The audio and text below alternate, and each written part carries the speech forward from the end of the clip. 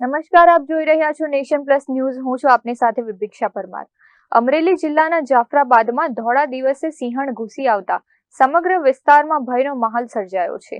જાફરાબાદમાં light house road પર આવેલા રહેણાંક વિસ્તારમાં અચાનક આવી પહોંચેલી સિંહણે એક ગાયનું મારણ કર્યું હતું. અમરેલીના દરિયાકાંઠાના વિસ્તાર એવા જાફરાબાદના લાઇટ હાઉસ રોડ પર આજે ધોળા દિવસે જ સિંહણ આવી ચડી હતી. રહેણાંક વિસ્તારમાં ઘૂસેલી સિંહણે રસ્તા પર ઉભેલી એક ગાય પર હુમલો કરીને તેનું મારણ કર્યું હતું.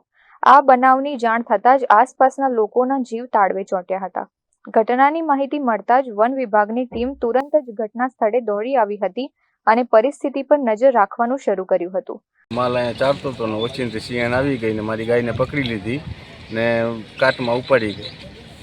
મારી ગાય હતી 20-22 હજારની ગાય હતી સાહેબ. 5-5 લીટર દૂધ કરતી હતી. એને વાછરો ઘરે છે ને જન્માને 2 મહિના થયા હતા સાહેબ.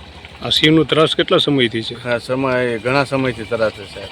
કોઈ અધિકારીને તમે જાણ કરી હતી?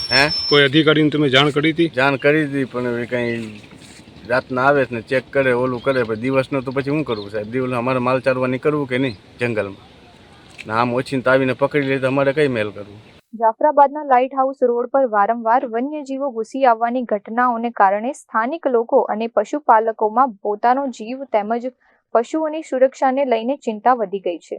લોકો દ્વારા વન વિભાગ પાસે માંગ કરવામાં આવી છે કે આ સિંહણને અહીંથી રેસ્ક્યુ કરીને તાત્કાલિક અન્ય સુરક્ષિત જંગલ વિસ્તારમાં ખસેડવામાં આવે. અત્રે ઉલ્લેખનીય છે કે રહેણાંક વિસ્તારમાં વન્યજીવોના આ પ્રકારે આગમનથી લોકોમાં રોષ અને ભય બંને જોવા મળી રહ્યો છે. હવે જોવાનું એ રહેશે કે વન વિભાગ આ સિંહણને ક્યારે અન્યત્ર ખસેડે છે. Dharmesh Mehta, Nation Plus News, Amreli. સમાચારોના સતત અપડેટ મેળવવા માટે અમારી નેશન પ્લસ ન્યૂઝની યુટ્યુબ ચેનલને સબસ્ક્રાઇબ કરો, બેલ આઇકન દબાવો અને જોડાયેલા રહો ફેસબુક, ઇન્સ્ટાગ્રામ અને ટ્વિટર પર.